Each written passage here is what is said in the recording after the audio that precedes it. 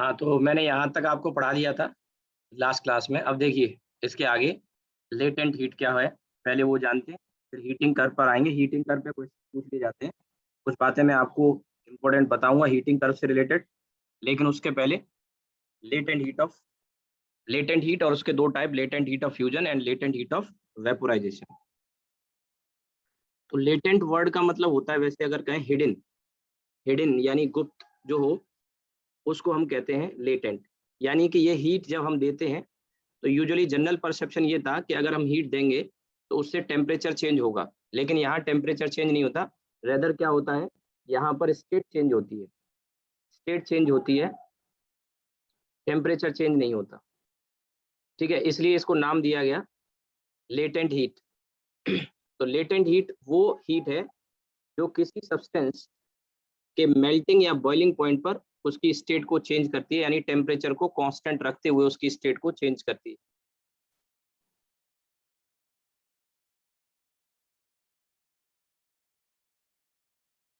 चौथा जो टाइप है लेटेंट,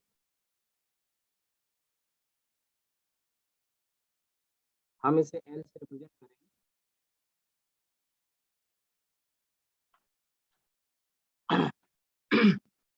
या इसके दो टाइप हैं, उन दोनों टाइप को ही हम ले सकते हैं। एक है लेटेंट हीट ऑफ वेपोराइजेशन और एक है लेटेंट हीट ऑफ फ्यूजन। तो हम एक काम कर लेते हैं, इसको इसी तरह से लिख लेते हैं, latent heat of fusion,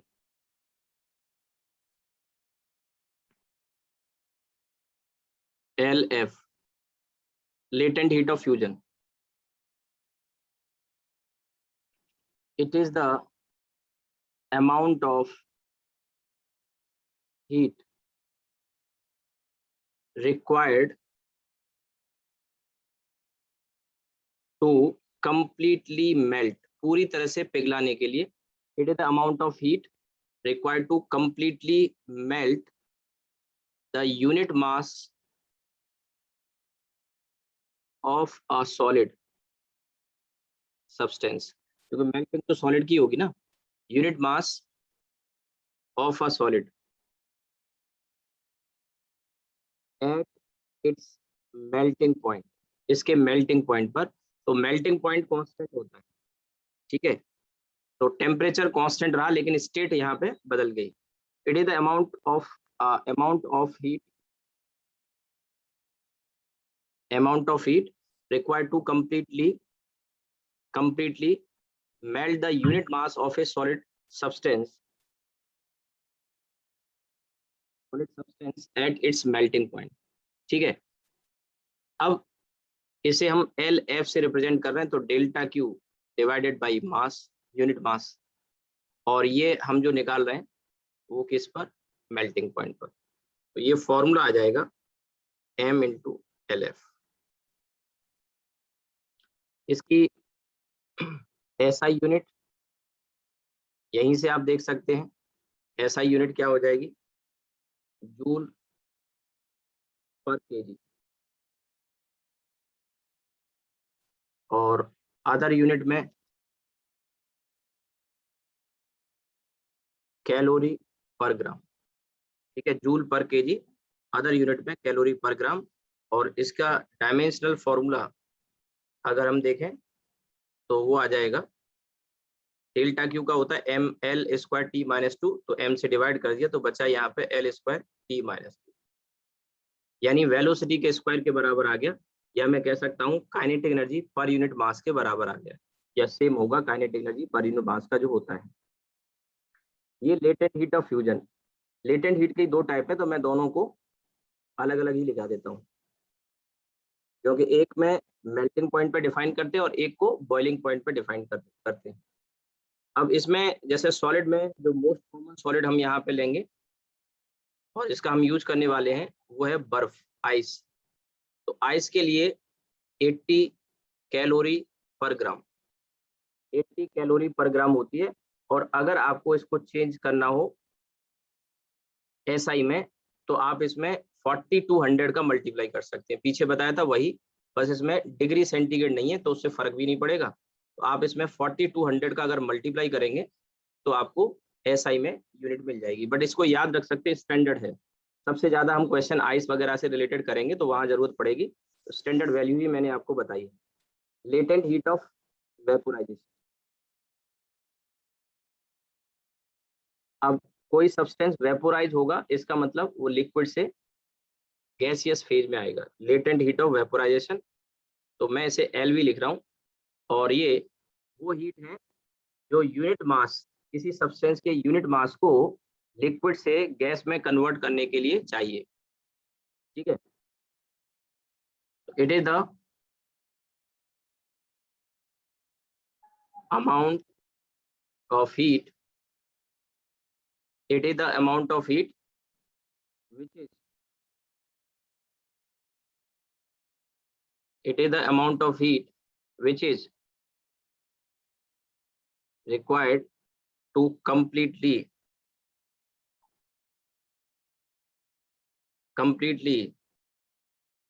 vaporize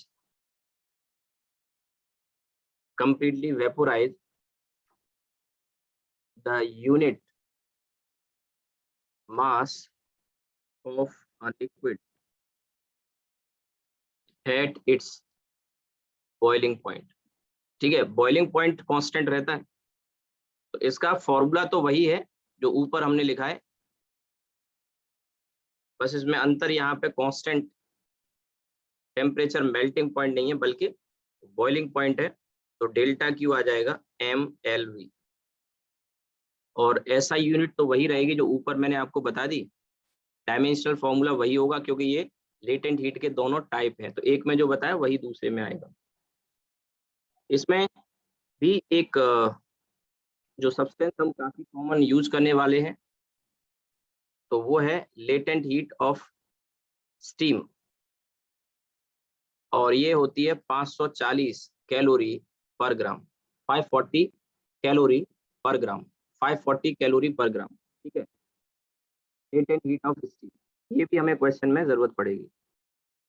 अब देखिए, ये जो वैल्यू मैं आपको बता रहा हूँ 540 कैलोरी या 80 कैलोरी आइस के लिए, तो ये हीट 1 ATM के प्रेशर पर नॉर्मली डिफाइन करते हैं। 1 ATM के प्रेशर पर अगर प्रेशर चेंज होगा तो इसमें भी चेंज आता है। हालांकि ये मटेरियल की प्रॉपर्टी तो है, लेकिन प्रेशर भी इसको इफेक्ट करता है। तो अभी जो वैल्यू मैंने आपको मेंशन की है, that is at 1 ATM pressure, that is at 1 ATM pressure. अगर प्रेशर बदल दोगे तो वैल्यू में चेंज आएगा, बट वो इतना स्पेसिफिक नहीं है। हाँ, क्वेश्चन ये हो सकता है कि ये प्रेशर पे डिपेंड करती हैं या नहीं करती हैं। तो ये नॉर्मली 1 ATM के प्रेशर की वैल्यू मैंने दी है आपको। ठीक है, तो ये आपने नोट कर लिया है। तो अब हम आते हैं हीटिंग कर्व पे। क्वेश्चन आते रहते हैं, हीटिंग कर्व की स्टडी आपको आनी चाहिए। स्टडी का मतलब है कि आप उससे इंफॉर्मेशन एक्सपेक्ट कर सकें, क्या क्या है। तो हीटिंग कर्व क्या है? एक कर्व है जो हमें बताता है कि अगर एक सॉलिड को हम गर्म करते हैं, लगातार हीट देते जाते हैं, तो उसके टेम्परेचर और स्टेट किस तरह से चेंज होगी। यानी कि हीट वर्सेस टेम्परेचर का ग्राफ, या कभी कभी टेम्परेचर वर्सेस टाइम का ग्राफ भी प्लॉट किया जाता है। फिलहाल मैं आपको जो पहले बताने जा रहा हूँ वो हीट और टेम्परेचर का ग्राफ बताने जा रहा हूँ हीटिंग कर्व में, कि अगर किसी सॉलिड को हम हीट कंटिन्यूस सप्लाई करते हैं तो उसका टेम्परेचर हीट देने के साथ किस तरह से बदलता है। ठीक है, ये मैं आपको बताऊँ। तो पहले इसको समझेंगे। यहाँ पे ये हीट सप्लाइड है और वो टेम्परेचर है। तो एक सॉलिड सब्सटेंस को जब हम गर्म करते हैं यानी हीट देते हैं, तो सबसे पहले उस सॉलिड सब्सटेंस का टेम्परेचर बढ़ेगा, और बढ़ते बढ़ते एक टेम्परेचर तक पहुंच जाएगा, और उस टेम्परेचर को हम कहते हैं मेल्टिंग पॉइंट। और यहाँ पे वो सॉलिड अब पिघलना शुरू कर देगा। तो जिस समय वो पिघल रहा होगा, जिस समय ये पिघल रहा होगा उस समय, ठीक है, इसका टेम्परेचर कांस्टेंट रहेगा। देखिए, हीट कंटिन्यूअसली दे रहे हैं तो कर्व आगे ही बढ़ रहा है, राइट में, ऊपर नहीं जा रहा है, क्योंकि टेम्परेचर नहीं बढ़ रहा है मेल्टिंग पॉइंट पर, स्टेट चेंज हो रही है, और उस स्टेट को चेंज करने के लिए हीट तो चाहिए, कंटिन्यूअसली चाहिए। इसके बाद जब सब्सटेंस पूरी तरह से पिघल जाता है, तो पिघलने के बाद अब लिक्विड में आ चुका है और लिक्विड का टेम्परेचर बढ़ना शुरू होगा। तो ये लिक्विड अब गर्म होने लगा। इसको समझने के लिए आप बर्फ का एग्जांपल ले सकते हैं, क्योंकि इजीली एक ऐसा सब्सटेंस जो हम घर में देख सकते हैं वो बर्फ है, और बर्फ सॉलिड स्टेट में होती है, फिर लिक्विड में और गर्म करोगे तो वेपर में कन्वर्ट हो जाएगी। तो मान लेते हैं, आप लिखना मत, यहाँ -10 डिग्री सेंटीग्रेड का टेम्परेचर था ये वाला बर्फ। अब इसको बर्फ को पिघलाना है तो 0 डिग्री सेंटीग्रेड पे लाना पड़ेगा, मेल्टिंग पॉइंट है। तो ये यहाँ से हीट देनी पड़ी -10 से 0 पे लाने के लिए। बर्फ पिघल के पूरा बन गया पानी, और अब पानी 0 डिग्री सेंटीग्रेड पे पिघली है अभी। अब 0 डिग्री से पानी को जब गर्म करोगे तो उसका टेम्परेचर, और इस तरह से ये यहाँ पर एक समय आएगा जब वो 100 डिग्री सेंटीग्रेड पर पहुंच जाएगा। ये जो 100 डिग्री सेंटीग्रेड वाला पानी के केस में, इसे हम इसका बॉइलिंग पॉइंट कहते हैं। लिखना मत, जब मैं कहूँगा तब आपको लिखना। एक एग्जांपल लेके समझा रहा हूँ कि बर्फ का एग्जांपल। और अब पूरी तरह से स्टीम में कन्वर्ट होने के लिए इसको कंटिन्यूसली स्टीम में कन्वर्ट करने के लिए कंटिन्यूसली हीट सप्लाई करनी पड़ेगी, ठीक है। और ये अब स्टीम बन चुका है, गैस बन चुका है, और फिर गैस का टेम्परेचर यानी वेपर का टेम्परेचर और फर्दर हम रेज कर सकते हैं, ठीक है। तो ये एक मैंने एग्जांपल लेके बताया। तो हीट की सप्लाई तो कंटिन्यूस रहनी चाहिए, लेकिन टेम्परेचर लगातार नहीं बढ़ सकता, स्टेट चेंज होगी तो बीच में उसमें कांस्टेंट रहेगा। अब इसमें ये तो मैं हटा देता हूँ और इसको थोड़ा सा मैं बड़ा कर देता हूँ। इसमें ये वाला जो पार्ट है, जब मैं कहूँगा तब आपको प्लॉट करना है, जल्दी नहीं करनी, क्योंकि छोटी छोटी बातें हैं जो आपको इसमें मैं बताऊंगा, और ग्राफ उसके अकॉर्डिंग ही आपको बनाना। अगर बना भी लिया कोई बात नहीं, लेकिन अगर नहीं बनाया तो थोड़ी देर वेट करिए। ये पॉइंट ओ है, ओ से ए तक हमने इसको गर्म किया, फिर ये बी तक, फिर ये सी तक, और ये डी, और ये ई। तो ये सॉलिड, ओ से ए तक तो सॉलिड था, इसके बाद इसकी मेल्टिंग हो गई यानी फ्यूजन हो गया, और मेल्ट होने के बाद लिक्विड बन चुका है। तो ये लिक्विड वाला पार्ट आ गया। अब ये गर्म होता होता जा रहा है बॉइलिंग पॉइंट तक। इसके बाद फिर यहाँ पे इसका बॉइलिंग हो रही है, बॉइलिंग पॉइंट आ गया यानी वेपोराइजेशन, और इसके बाद ये फाइनली गैस में कन्वर्ट हो गया।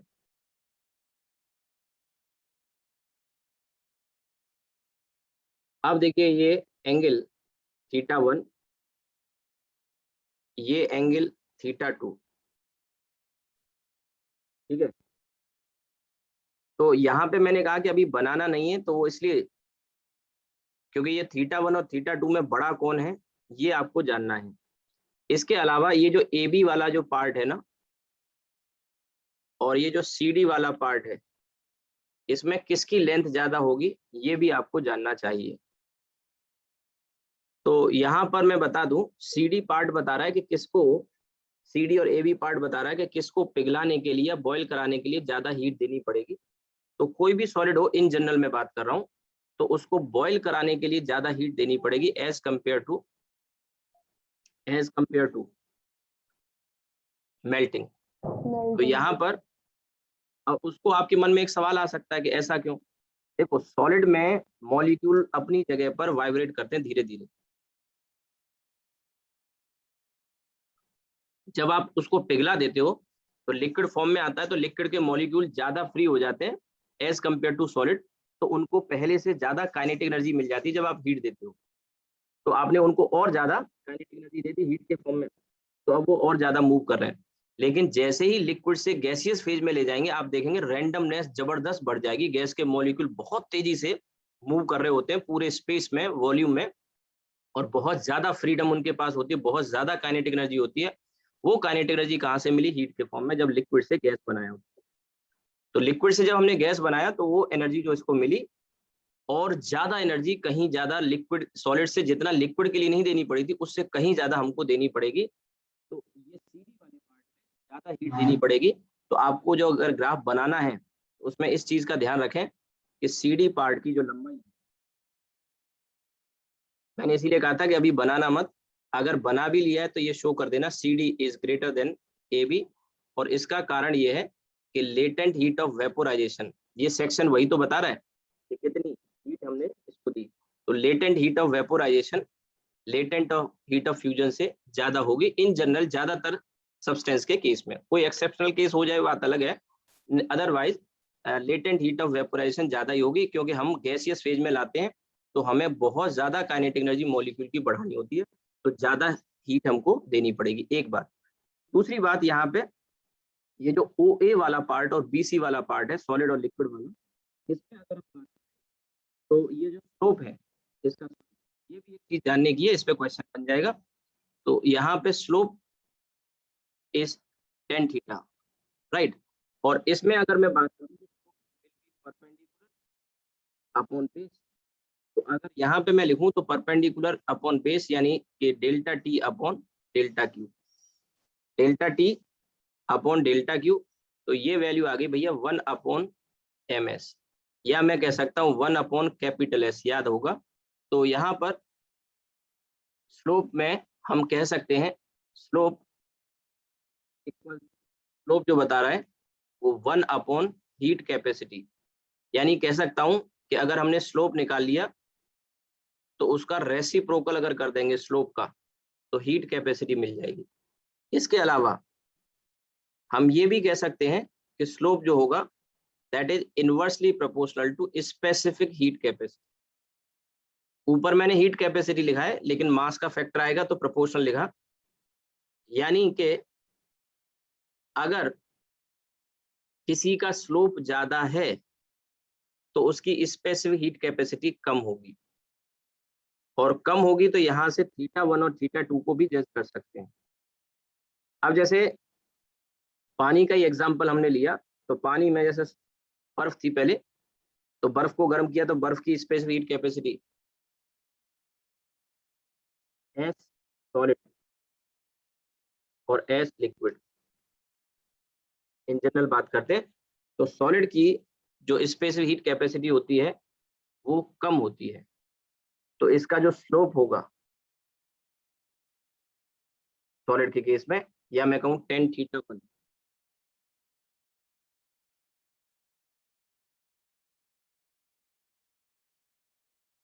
टेन θ1 और टेन θ2 में फिर ये आ जाएगा, यानी मैं ये कह सकता हूँ कि θ1 बड़ा होगा θ2 से।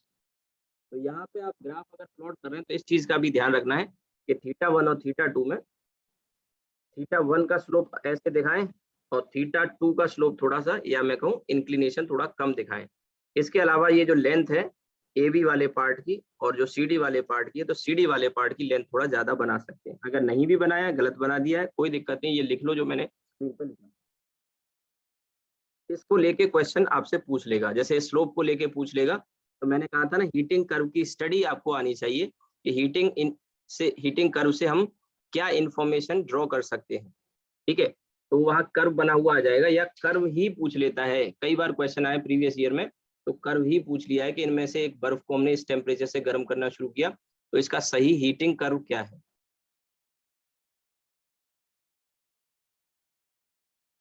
इसी तरह से ये जो टेम्परेचर और हीट सप्लाइड का ग्राफ है T और Q का, एक और ग्राफ इसमें बन जाता है, और टेम्परेचर वर्सेस टाइम का, टेम्परेचर वर्सेस टाइम का ये है ग्राफ टेम्परेचर वर्सेस हीट का। यहाँ पे टेम्परेचर वर्सेस टाइम का ग्राफ भी बना सकते हैं, जैसे हीट लगातार हम दे रहे थे वैसे ही टाइम भी लगातार बढ़ता रहेगा, वो रुकेगा नहीं, लेकिन टेम्परेचर कंटिन्यूअस नहीं बढ़ेगा, कुछ देर बढ़ा फिर कांस्टेंट हो गया, फिर कुछ देर बढ़ा फिर कांस्टेंट हो गया। तो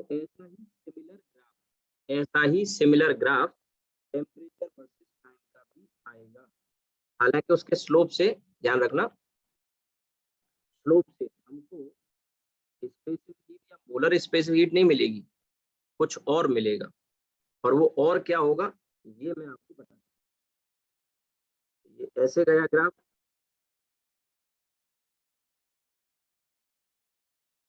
फिर ऐसे गया, फिर ऐसे गया, और फिर ये ऐसे हो गया, और फिर ये ऐसे। तो नाम तो इसी तरह से O A B C D और ई।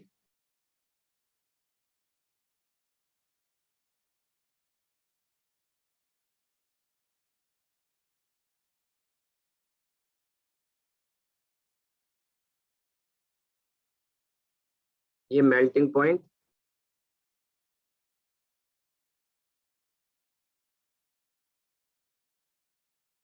और ये बॉइलिंग पॉइंट, ये सॉलिड और ये लिक्विड, ठीक है, सॉलिड लिक्विड, और ये आपका गैस, ठीक है। और इसमें ये मेल्टिंग,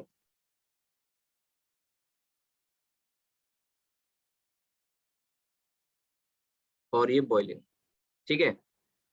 हालांकि यहाँ पे आपको ये जो θ1 और θ2, या मैं कहूँ अल्फा और बीटा, मान लो ये डिफरेंट है,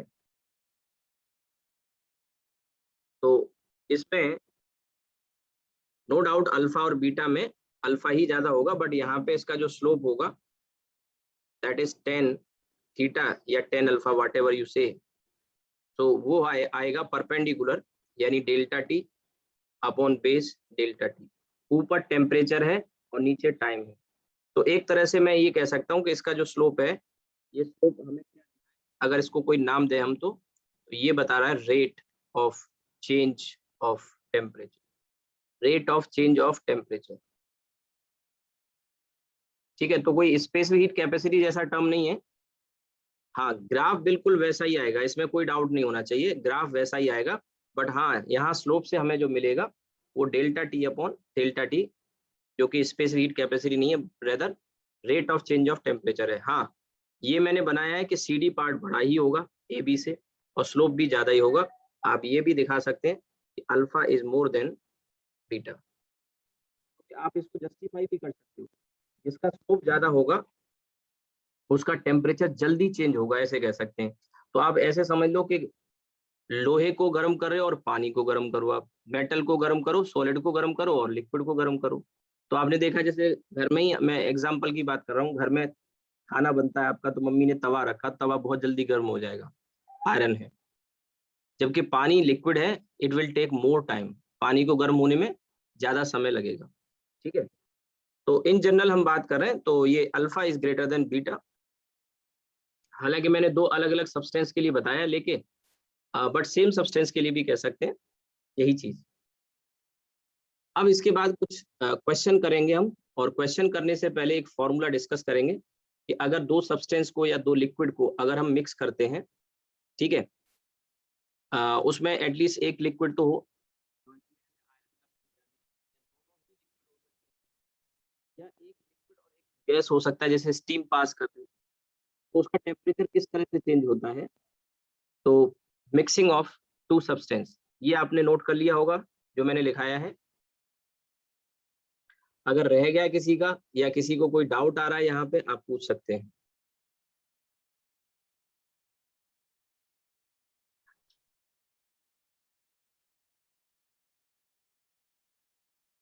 हीट कप या हीट,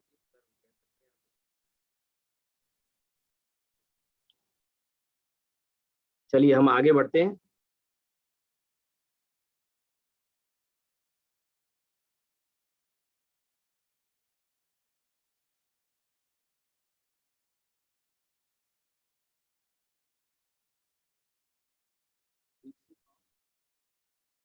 टू, या हम कह सकते हैं temperature of mixture of two, ठीक है। आप जैसे मान लीजिए एक सब्सटेंस में कोई लिक्विड ले लिया, जैसे सब्सटेंस वन,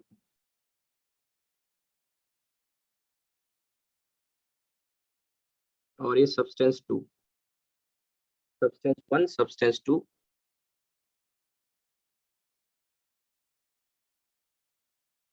ठीक है। सब्सटेंस वन का मास m1 है, स्पेसिफिक हीट कैपेसिटी s1 है, और उसका टेम्परेचर शुरुआत में T1 था। ऐसे ही दूसरे का मास m2 था, स्पेसिफिक हीट s2 थी, टेम्परेचर T2 था। जब इन दोनों को मिक्स करेंगे तो मिक्सचर का जो टेम्परेचर आएगा T मिक्स, ठीक है। वो इक्विलिब्रियम टेम्परेचर होगा फाइनल स्टेट। तो ये टी मिक्स T1 और T2 के बीच में कहीं होगा, ध्यान रहे, वो न तो T1 के बराबर आ सकता न T2 के बराबर आ सकता, ठीक है, न T1 के बराबर आ सकता न T2 के, इनके बीच में कहीं आएगा। मैंने कहा बीच में, बिल्कुल मिड में नहीं कि 30 और 40 का एवरेज 35 हो, ऐसा जरूरी नहीं, ठीक है। तो सबसे पहले यहाँ पर मिक्सचर का जो टेम्परेचर है, मान लेते हैं कि कोई एक टेम्परेचर इसमें ज्यादा है, मान लिया यहाँ पे T1 ज्यादा है, कोई एक पॉसिबिलिटी तो लेनी पड़ेगी ना, दोनों में से कोई एक बड़ा है, तो मान लो T1 ज्यादा है, तो T1 से T मिक्स कम होगा लेकिन T2 से ज्यादा होगा। यहाँ पे हमने एज्यूम कर लिया late T1 is greater than T2, तो मिक्सर का टेम्परेचर इन दोनों के बीच में ही आएगा, मिक्सचर का टेम्परेचर इन दोनों के बीच में ही आएगा। अब जाहिर सी बात है, जो गर्म होगा वो तो हीट देगा, ठंडा होगा, और जो पहले से ठंडा है वो अपना टेम्परेचर बढ़ाएगा, यानी हीट वो गेन करेगा। तो हीट एक ने लूज करी है तो दूसरे ने गेन करी है, तो हीट कौन लूज करेगा इसमें, heat lost by is equal to heat gained by. तो हीट किसने लूज करी, बोलो, हीट लॉस्ट बाई कौन होगा, जो ज्यादा गर्म होगा, ज्यादा गर्म कौन है, सब्सटेंस वन, और यहाँ लूज कौन करेगा, सॉरी गेन कौन करेगा, सब्सटेंस टू। तो अब यहाँ पे एक का delta Q1 is equal to delta Q2। हम कोई भी एनर्जी का लॉस सराउंडिंग में या कैलोरीमीटर में नहीं कंसीडर कर रहे, आइडियल सिचुएशन लेके चल रहे हैं। तो एक एनर्जी कंजर्वेशन का लॉ फॉलो हो रहा है, एक ने जो हीट दी दूसरे ने ली। तो अब यहाँ देने वाला है M1, तो हम लिखेंगे M1S1, और M1 का टेम्परेचर T1 था जो कम हो गया और कितना हो गया T मिक्स। इसी तरह से M2S2, और इसका टेम्परेचर बढ़ के T मिक्स हो गया कितने से, T2। अब इसमें सॉल्व कर लेंगे, मल्टीप्लाई कर लेंगे, और मल्टीप्लाई करने के बाद मिक्सचर का जो टेम्परेचर आता है उसका ये फॉर्मूला आ जाएगा। कोई ऐसी हाई फाई कैलकुलेशन नहीं है, मैं डायरेक्ट फॉर्मूला लिख रहा हूँ, M2S2 T2 और M1S1 और M2S2।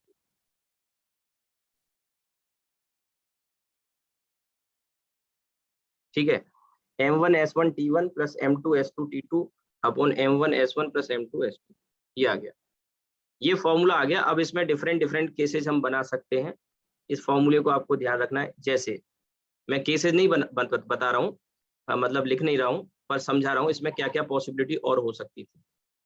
जैसे मान लो दोनों जो सब्सटेंस थे वो पानी थे, पानी, एक ठंडा पानी था एक गर्म पानी था, उसको मिक्स किया, तो वहां फिर अगर पानी ही है, दोनों सब्सटेंस सेम है, तो S1 S2 बराबर हो जाएंगे। तो इस सिचुएशन में फिर आप देखेंगे इस फॉर्मूले में से ये S1 S2 कॉमन आके कट जाएगा, ठीक है, अगर पानी होता है, ठीक, या कोई सेम, दोनों लिक्विड सेम है। दूसरी पॉसिबिलिटी ये है लिक्विड सेम नहीं है लेकिन उनके मास बराबर है, 1 लीटर पानी में 1 लीटर मिल्क आपने मिक्स कर दिया, या 1 kg पानी में 1 kg मिल्क मिक्स कर दिया, तो स्पेसिफिक डिफरेंट होगी लेकिन मास सेम है, तो मास का टर्म कट जाएगा, ठीक है।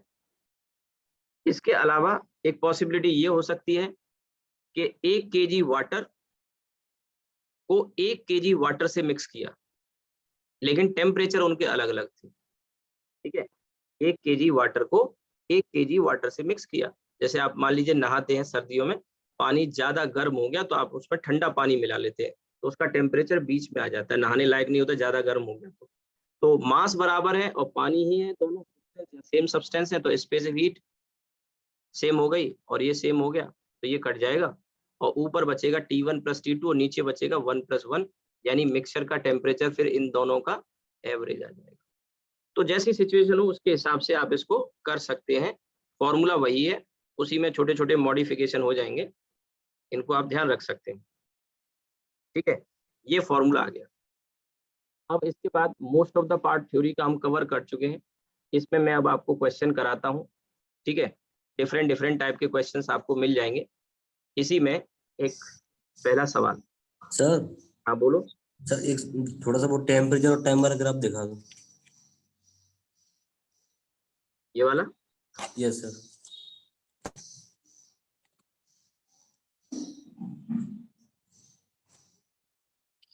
ठीक है सर, ठीक है।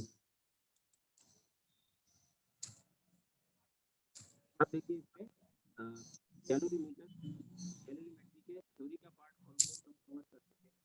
अब इसमें एग्जांपल बताता हूँ। तीन liquid A, B, C liquid.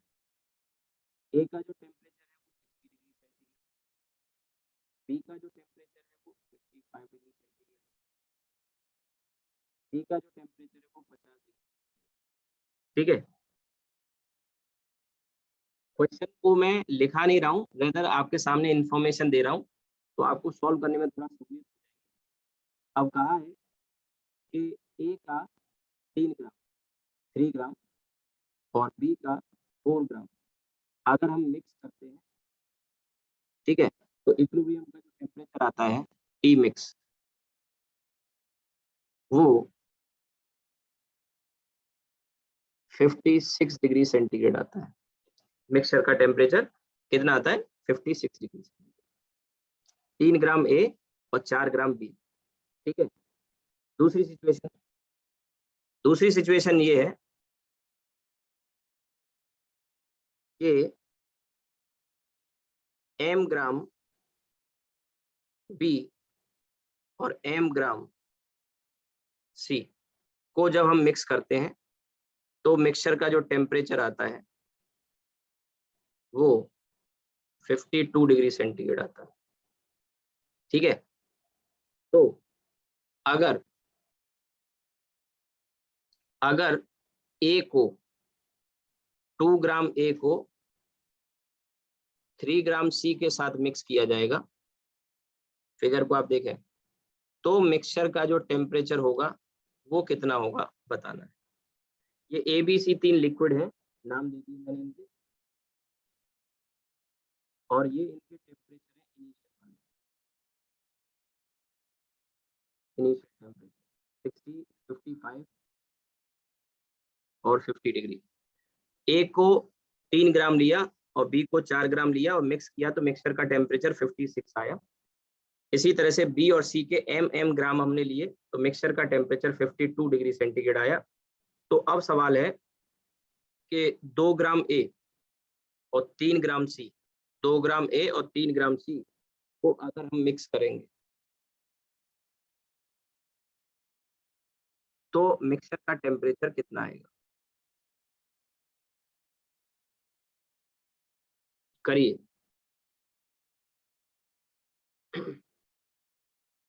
अच्छा सवाल है, इसी तरह का एक क्वेश्चन आपको इसी वर्मा में भी मिल जाएगा एक्सरसाइज में।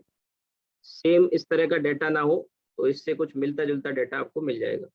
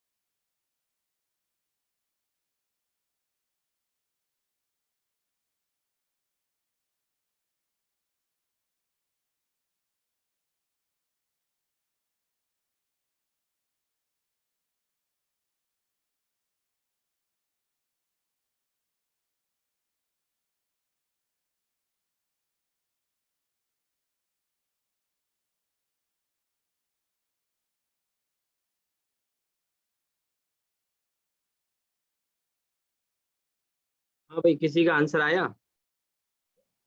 देखिए, इसमें आपको इसकी हीट कैपेसिटी दी नहीं है, तो आप अपनी तरफ से मान सकते हैं। इसकी स्पेस मान लो S1 है, इसकी S2 है, इसकी S3 है। अब जो हमने ऊपर फॉर्मूला पढ़ा टी मिक्स वाला, तो पहले ए और बी के लिए देखते हैं। ए और बी के लिए मिक्सचर का जो टेम्परेचर दिया है वो 56 डिग्री सेंटीग्रेड दिया है, और 3 ग्राम S1 और उसका टेम्परेचर 60। देखो क्या लिखा था, M1S1T1। तो ए को बी के साथ मिक्स कर रहे हैं, तो 3 ग्राम ए इंटू S1 इंटू 60 प्लस ये आ जाएगा 4 ग्राम S2, और ये 55 डिवाइडेड बाई M1S1 यानी 3S1, और ये आपका 4S2। यहाँ से आप इसको सॉल्व करेंगे और सॉल्व करके क्रॉस मल्टीप्लाई कर लेंगे, और S1 S2 में एक रिलेशन मिल जाएगा आपको। S1 S2 में एक रिलेशन मिल जाएगा। किसी ने सॉल्व किया हो अगर यहाँ तक तो बता सकते हो। इसी तरह से बी और सी को मिक्स करेंगे, तो बी और सी का जो टेम्परेचर है वो 52 हो गया मिक्सचर का, और m ग्राम बी यानी S2 और इसका टेम्परेचर 55, और m ग्राम सी इसका टेम्परेचर 50, और ये MS2 और MS3। तो आप देखें मास नहीं दिया था और वो कट जाएगा। ठीक है, किसी ने ए और बी के लिए सॉल्व किया क्या? S1 S2 में कोई रिलेशन निकाला हो किसी ने? S2 is equals to 3S1.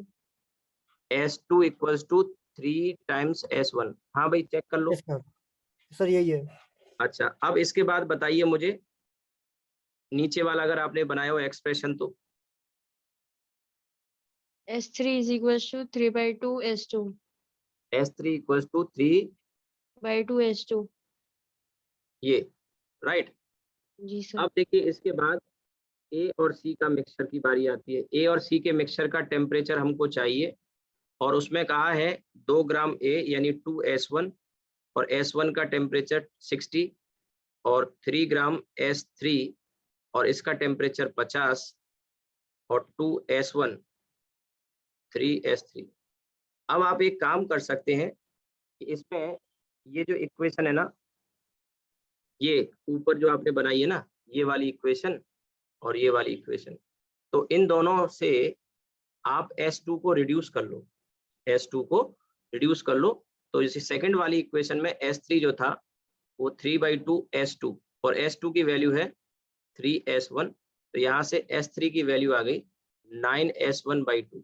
ये आप इसमें रख दो, तो ये आ जाएगा 2 इंटू 60 यानी 120 S1 प्लस 150 S3, और S3 की जगह मैं रख रहा हूँ 9S1/2 अपॉन इसी तरह से 2S1 प्लस 3 इंटू 9S1/2।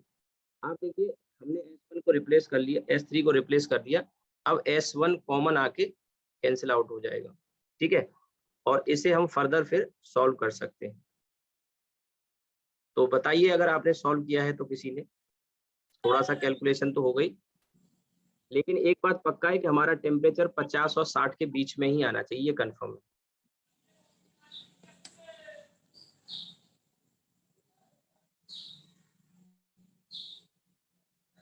ये आ जाएगा ऊपर 240 प्लस और 15 9 135, और ये 2 2 4 9 3 27, 27 और 4 31। ठीक है, 2 से 2 चला जाएगा, और 1350 मैं ही सॉल्व कर देता हूँ, आप लोग रिप्लाई नहीं कर रहे हैं। 240 और डिवाइडेड बाई 31, ये आ गया भैया आपका 51.29, तो 51.3 कर लेते हैं, चेक कर लो।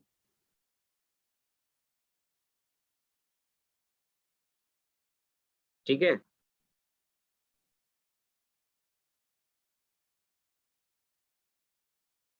यही आंसर आएगा, किसी ने निकाला हो यस सर। तो आप नोट कर लीजिए। आगे नेक्स्ट क्वेश्चन पर आते हैं हम इसके बाद।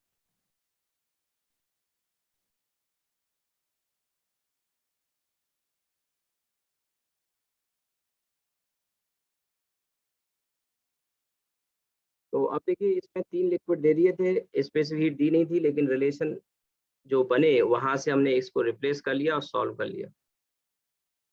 अब देखिए इसके बाद नेक्स्ट क्वेश्चन,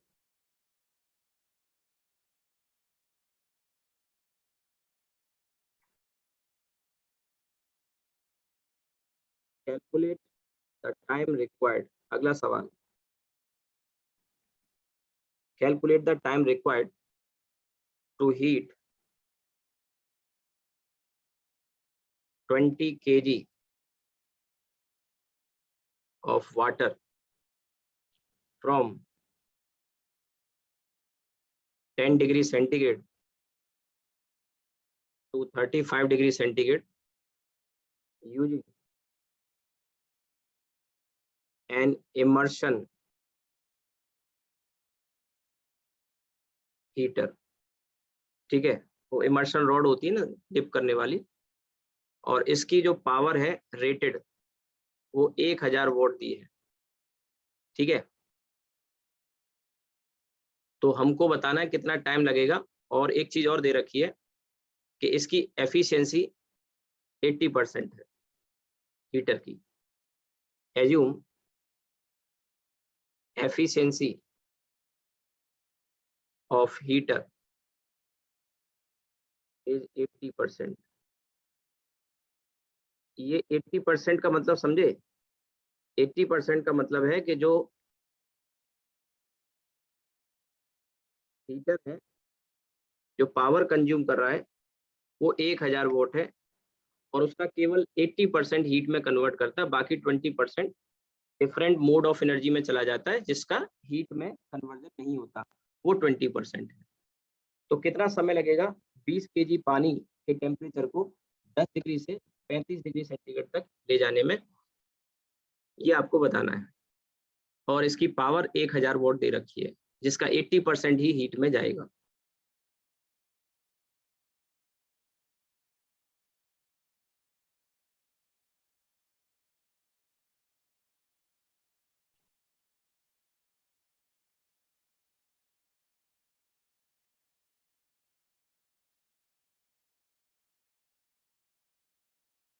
काफी आसान क्वेश्चन है, आपको इसमें बिल्कुल टाइम लगना नहीं चाहिए, 1 मिनट में आप इसको सॉल्व कर सकते हैं सभी बच्चे। देखिए 1000 वॉट है, इसका 80% ही इस्तेमाल होता है, 800 वॉट। यानी 800 वॉट है। और ये पावर है, power multiplied by time energy, और ये एनर्जी को मैं डेल्टा क्यू कह सकता हूँ। इतनी हीट अवेलेबल है, इससे हम 20 किलोग्राम पानी को गर्म करेंगे।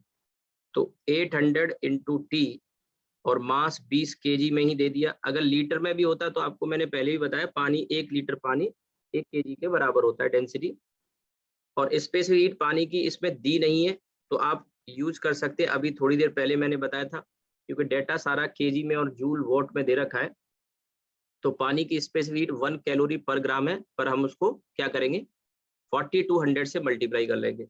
और टेम्परेचर में कितना चेंज करना है हमें 25 डिग्री सेंटीग्रेड का। भैया 35 करना है 10 से, तो चेंज तो 25 का ही हुआ ना। तो आगे आप आपका आंसर यहाँ से जो आएगा वो सेकंड में आएगा, है ना। ये आपका 2 से 21 बार, और ये 4 बार, और 4 से इसको 5 टाइम्स कर लेते हैं, तो टी आ जाएगा यहाँ से 125 इंटू 21, 125 इंटू 21, ये सेकंड में आ गया। और इसको मिनट में कन्वर्ट करने के लिए आप 60 से और डिवाइड कर लो, 125 21 डिवाइडेड बाई 60, तो 60 में 3 से ये 7 टाइम्स, और ये 20, और फिर ये 25, और ये 4, तो 125 इंटू 7। ठीक है, तो ये लगभग लगभग आपका कितना आ जाएगा भाई, 4 4 16, और 4 16 करीब करीब 44 मिनट के आसपास आ जाएगा लगभग। 176 होता ना, तो एग्जैक्ट 44 मिनट आ जाता, तो 43.75 आएगा। मैंने 44 लिख दिया है, तो समझ में आया। कोई हाई फाई क्वेश्चन नहीं है, आप आसानी से कर सकते हैं इसको। ठीक है, 43.75 आंसर आएगा, बट हमने 44 मिनट करीब करीब लिख लिया। इसके बाद देखिए आगे बढ़ते हैं, अगला सवाल।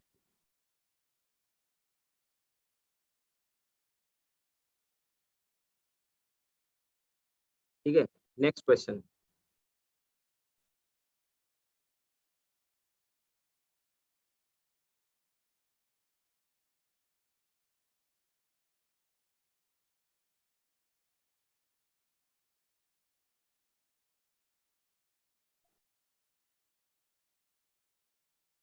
A lead bullet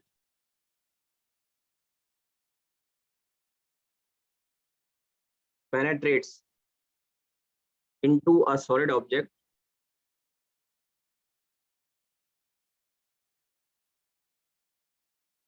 a lead bullet penetrates into a solid object and just melts,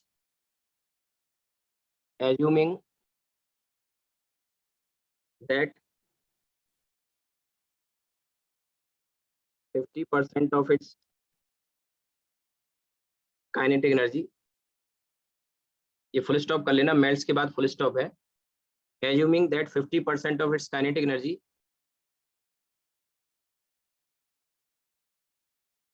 converts into heat,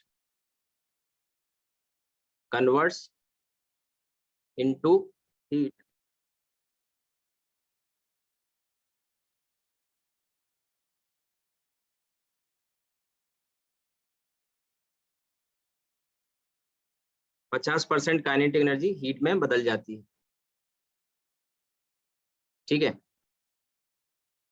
तो बुलेट की इनिशियल स्पीड क्या थी? Find the initial speed of converts into heat it, कर लेना इट, ये जरूरी है इसमें लिखना, हीट इट, यानी किसे हीट करने में जाती है? बुलेट को, ध्यान रखना, हीट इट भी लिखना है इसके आगे, ये यानी बुलेट को हीट करने में 50% काइनेटिक एनर्जी जाती है, और बुलेट का क्या हुआ? ये पिघल जाती है, जस्ट पिघल जाती है। ठीक है, यानी कन्वर्ट इनटू हीट इट, ये लिखा है, क्योंकि उसमें से कुछ हीट टारगेट ने भी ली होगी और सॉलिड ऑब्जेक्ट ने ली होगी, पर हमें सॉलिड ऑब्जेक्ट नहीं, बुलेट मेल्ट करिए, तो बुलेट को मेल्ट होने के लिए जो हीट चाहिए वो 50% दे दिया, बता दिया है। Find the initial speed of the bullet, और इसके लिए कुछ डेटा की आपको जरूरत होगी, वो डेटा मैं आपको दे रहा हूँ। ठीक है, इसमें आपको इनिशियल टेम्परेचर,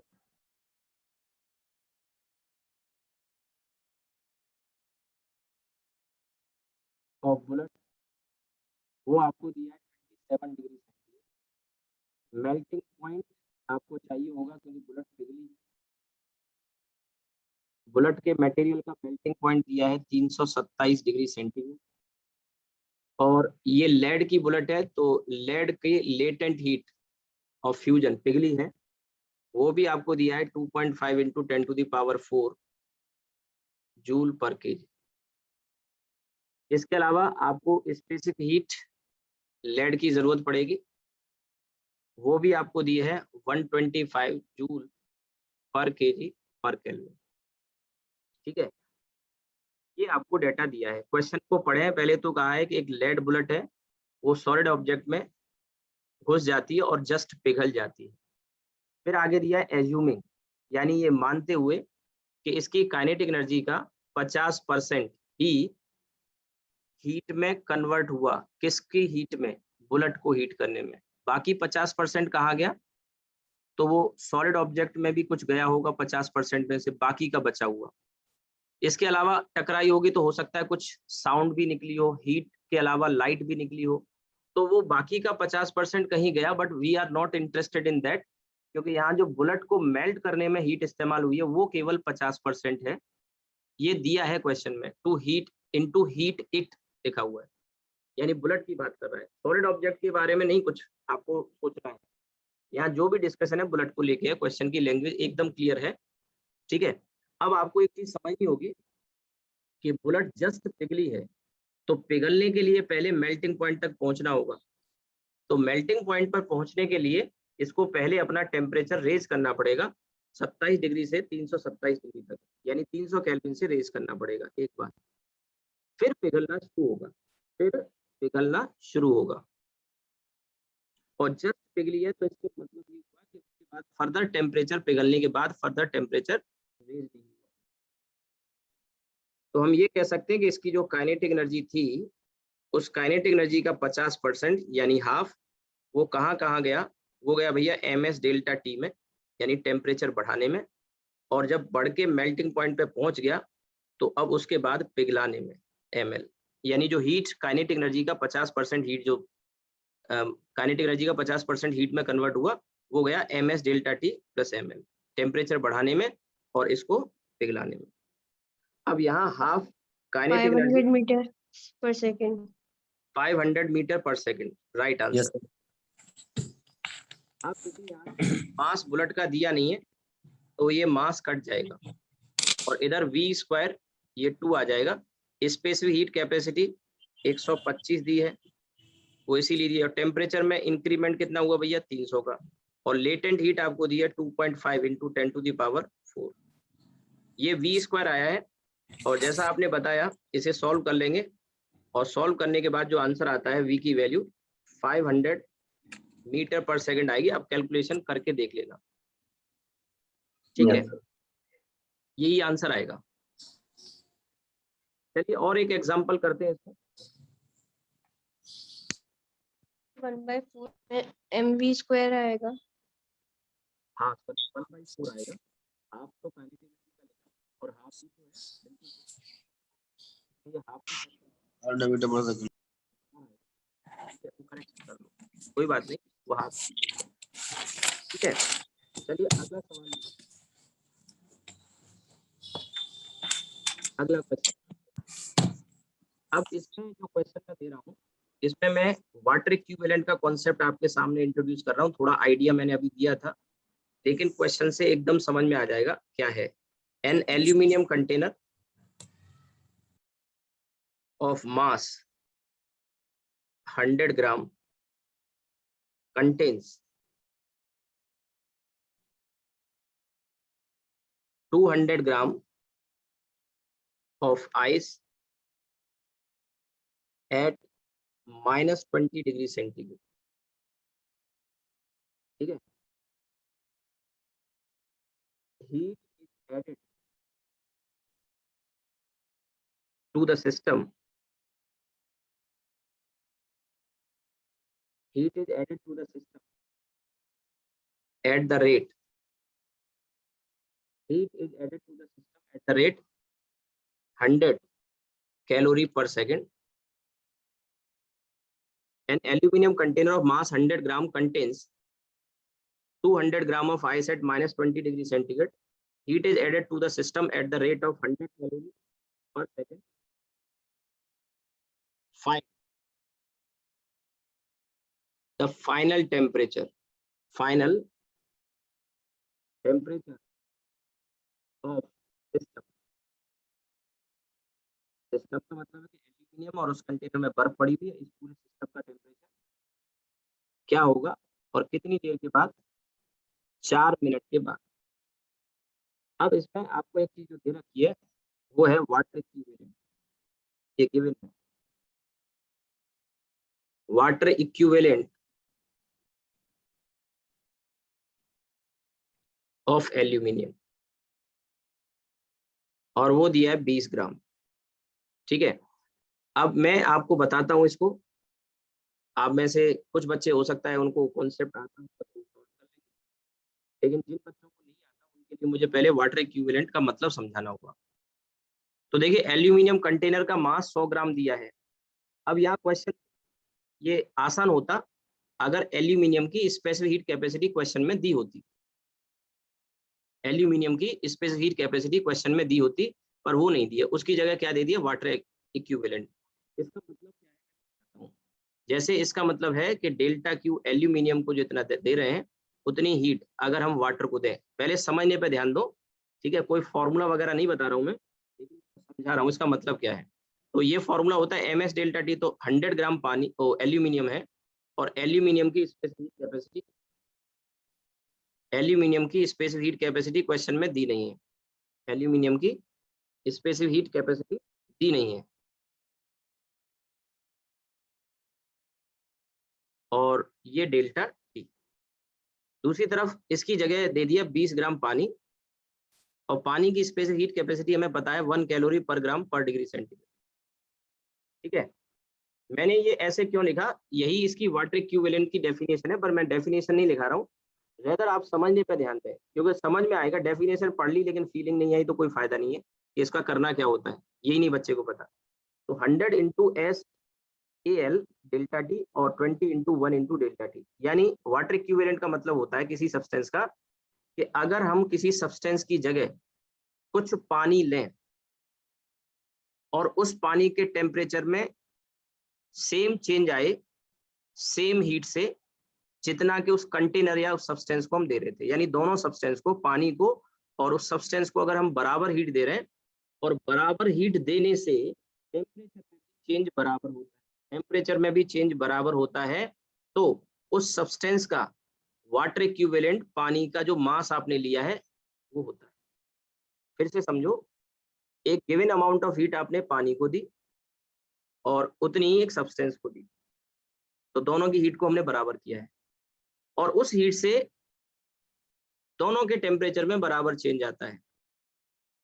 तो यहाँ जो पानी हमने लिया था वो पानी उस सब्सटेंस का, पानी का जो मास है वो उस सब्सटेंस का वाटर इक्विवेलेंट कहलाएगा, यानी ये वाला जो मास आया ना M water, this is water equivalent, यानी कि 100 ग्राम एल्यूमिनियम जितनी हीट लेगा उतनी ही हीट अगर हम 20 ग्राम पानी को दें, 20 ग्राम पानी को दें तो उनके टेम्परेचर में बराबर चेंज आएगा, या बराबर चेंज करने के लिए जो पानी की मात्रा हमें चाहिए वो 20 ग्राम होगी। तो आप क्या कर सकते हैं कि जो हीट एल्यूमिनियम के लिए चाहिए थी वही हीट पानी के लिए दे रहे हैं, तो अब यहाँ इसको रिप्लेस कर सकते हैं, क्योंकि हमें क्वेश्चन में स्पेसिफिक हीट एल्यूमिनियम की दी नहीं है, तो हम इसकी जगह क्या मानेंगे कि एल्यूमिनियम नहीं है, 100 ग्राम एल्यूमिनियम नहीं है, बल्कि उसकी जगह 20 ग्राम पानी है, और पानी की स्पेसिफिक हीट हमें पता है, ठीक है। तो आगे भी कभी क्वेश्चन में अगर आपको वाटर इक्विवेलेंट दिया हो, तो वाटर इक्विवेलेंट का मतलब ये होता है कि आप उसकी जगह पानी को, सब्सटेंस को भूल जाओ और उसकी जगह जो पानी दिया है उसका उतना अमाउंट लेके चल सकते हैं, यानी कि 100 ग्राम एल्यूमिनियम को रिप्लेस कर सकते हैं हम 20 ग्राम पानी से, तो 20 ग्राम पानी भी उतनी ही हीट लेगा जितना यहाँ पर ये एल्यूमिनियम 100 ग्राम लेता, ये मतलब है। तो अब इस क्वेश्चन को हम सॉल्व करना शुरू करते हैं। फाइनल टेम्परेचर हमें बताना है 4 मिनट के बाद। तो सबसे पहले यहाँ पे ये देखना होगा कि 4 मिनट यानी कि 240 सेकंड में हीट कितनी देनी पड़ी, में हीट कितनी देनी पड़ी। तो हीट जो अवेलेबल है 4 मिनट में, हीट अवेलेबल इन 4 मिनट, तो मैं कह सकता हूँ ये हीट है 100 कैलोरी पर सेकंड के रेट से आ रही है, और 4 मिनट का मतलब 240 सेकंड, तो ये आ गया भैया आपका 24,000 कैलोरी हीट अवेलेबल है। अब इस हीट से क्या होगा, इस हीट से ये होगा कि 200 ग्राम आइस है, 200 ग्राम आइस है, लेकिन वो पिघलेगी नहीं अभी, क्योंकि वो -20 डिग्री सेंटीग्रेड पर है, -20 डिग्री सेंटीग्रेड पर है, इसलिए अभी पिघलेगी नहीं, पहले -20 से 0 पर आएगी, फिर पिघलना शुरू होगा। लेकिन अकेली ये हीट आइस ही थोड़ी लेगी, ये कंटेनर भी तो लेगा, और कंटेनर शुरुआत में उसी टेम्परेचर पर होगा जिस टेम्परेचर पर आइस थी। तो अब यहाँ पे देखना शुरू करते हैं एक तरफ से कि ये जो 24,000 कैलोरी हीट अवेलेबल हुई, इससे देखो ये जो एल्यूमिनियम है जिसका मास तो दिया है पर स्पेसिफिक हीट कैपेसिटी नहीं दी, पर फिलहाल मैं लिख रहा हूं कि MAlSAl, ठीक है, और डेल्टा टी, तो इसको पहले 20 डिग्री सेंटीग्रेड तक लाना पड़ेगा, सॉरी 0 पर लाना पड़ेगा, -20 से, तो कितना चेंज करना पड़ेगा 20 का। ये तो एल्यूमिनियम कंटेनर के लिए हुआ, एल्यूमिनियम कंटेनर के लिए हुआ। और इसके साथ साथ बर्फ के लिए लिखेंगे तो M आइस और S आइस। अच्छा, आइस की मैंने दी नहीं है, लेकिन आपको पहले ही मैंने लिखा दिया 0.5 कैलोरी पर ग्राम पर डिग्री सेंटीग्रेड। आप लिखना चाहो तो लिख लो। और आइस का टेम्परेचर भी 20 डिग्री से चेंज होगा। ठीक है, इसके बाद आगे बढ़ते हैं। अब इसके बाद आइस और वो कंटेनर, आइस और कंटेनर 20 डिग्री सेंटीग्रेड का चेंज होने के बाद -20 से 0 पर आ चुके हैं। अब अगर हीट दोगे तो क्या होगा? अब अगर हीट देंगे तो कंटेनर तो भैया पिघलने से रहा, एल्यूमिनियम का, या 0 डिग्री सेंटीग्रेड पर थोड़ी पिघल जाएगा, लेकिन बर्फ पिघल रही होगी। तो बर्फ जब पिघलेगी तो mass of ice into latent heat of ice. अच्छा, क्वेश्चन में दी नहीं है, लेकिन ये हम पहले यूज कर चुके हैं। तो ये 80 कैलोरी पर ग्राम होती है। अब बर्फ पिघल चुकी है पूरी तरह से, बर्फ पिघल के उसका क्या बन गया? पानी। तो अब फर्दर हो सकता है, मैंने कहा फर्दर हो सकता है, फर्दर हो सकता है कि पानी का टेम्परेचर बढ़ना शुरू हुआ हो। तो अब समझना, कंटेनर में पानी हो चुका है, पानी का टेम्परेचर इस समय 0 है और कंटेनर का भी 0 है। अब जब हीट दोगे तो कंटेनर भी अपना टेम्परेचर बढ़ाएगा और आइस का पानी जो बन चुका था वो पानी भी अपना टेम्परेचर बढ़ाएगा। मैं मान लेता हूं कि टेम्परेचर बढ़ के T हो गया। तो गौर करना अब यहाँ से कि जो एल्यूमिनियम का कंटेनर था, फिर से MAl SAl, और इसका टेम्परेचर T हो गया कितने से? 0 से। और इधर बर्फ खत्म हो चुकी है, बर्फ का बन गया पानी, और पानी वही बना होगा जितना आइस था। तो अभी भी मैं M आइस लिख रहा हूँ, लेकिन ये क्या है? पानी है।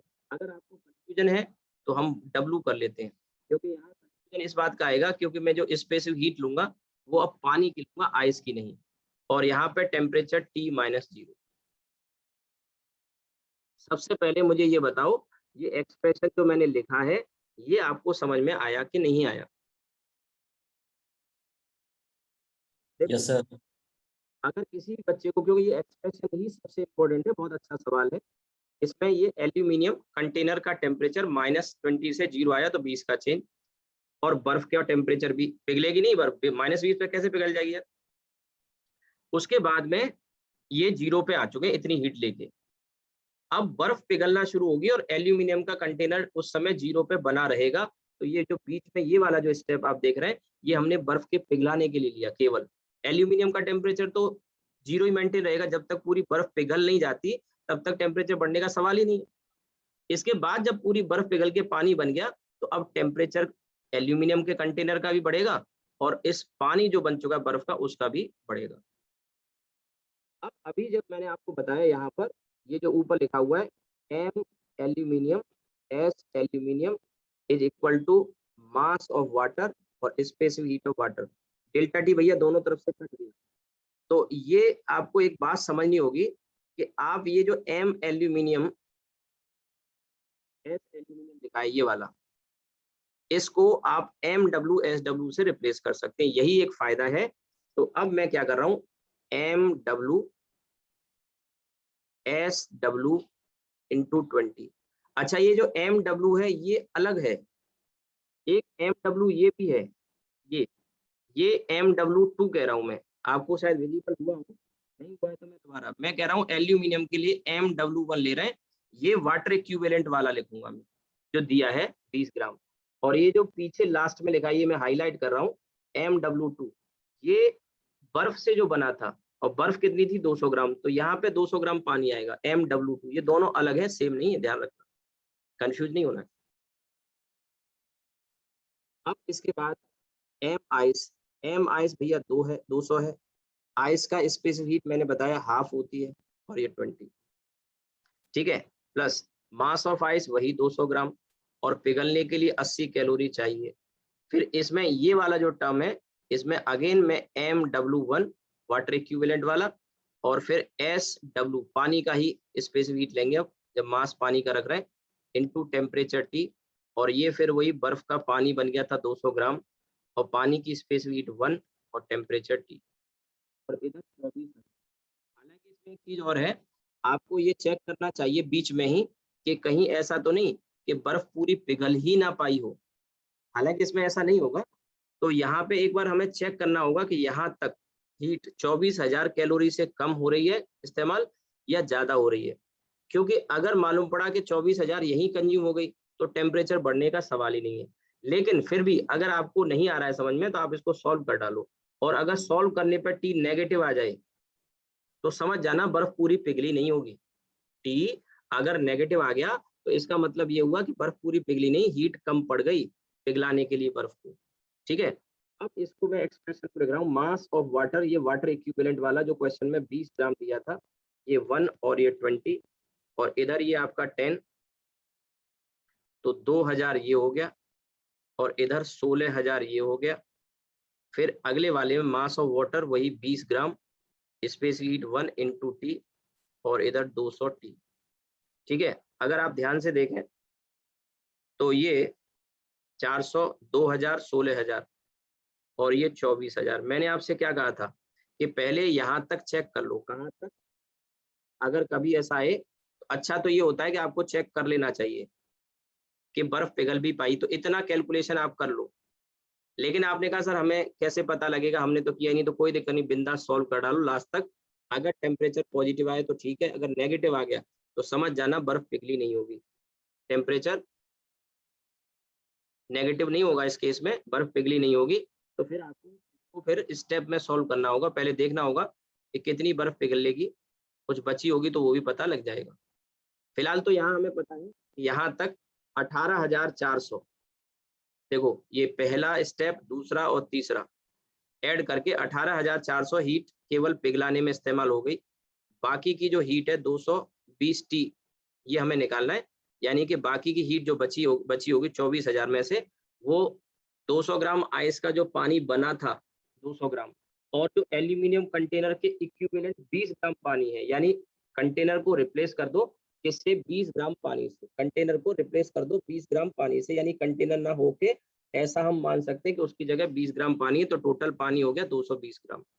अब इसको सॉल्व करके टी आप निकालोगे, तो 24,000 और ये 18,400, तो ये 5,600, तो ये बचा, डिवाइडेड बाई 220, एक जीरो ये चला गया, और इधर 280 और इधर 11, तो ये करीब करीब वैल्यू आपकी आ जाएगी यहाँ से सॉल्व करने के बाद 0.45 25, 11 तो 22, 60, 11, 55 और 25.4 के करीब करीब आ जाएगा।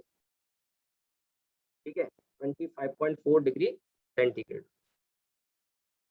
ठीक है, अच्छा सवाल है, और इसमें कैलकुलेशन को आपको समझना होगा। आज की क्लास को हम यहीं रोकेंगे, कल कैलोरीमेट्री होपफुली खत्म होगा। अभी इसमें काफी सारी चीजें हैं, एक दो एग्जांपल मैं इस टाइप के और कराऊंगा आपको अगली क्लास में, और साथ ही साथ इसमें आइस वाटर मिक्सचर पे मैं कुछ क्वेश्चन कराऊंगा आपको। आइस वाटर के मिक्सचर पे काफी सवाल पूछे गए प्रीवियस ईयर में। दो तरह के सवाल होते हैं कि आइस में इतना पानी हमने मिला दिया इस टेम्परेचर पे, तो बताइए फाइनल टेम्परेचर क्या होगा, या आइस अगर बची तो उसमें कितनी आइस बची, अगर बची तो।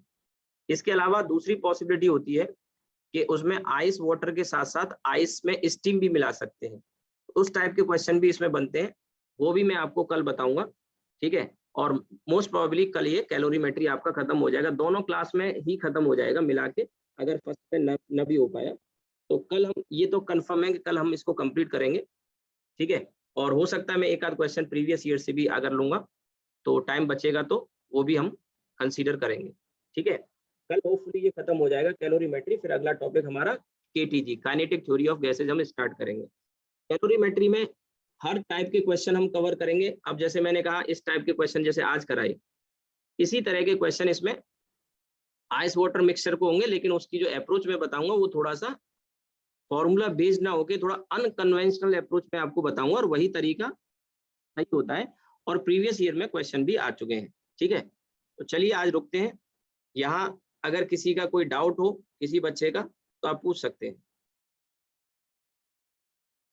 सर आप बताओ। हाँ सर, ये क्या नाम है, आइस हमारी पूरी मेल्ट हुई थी कि नहीं हुई थी, इसमें ये वाले लास्ट वाले स्टेप में थोड़ा सा कंफ्यूजन हो रहा है। हाँ देखो, आइस मैंने बताया ना, 400 आया है।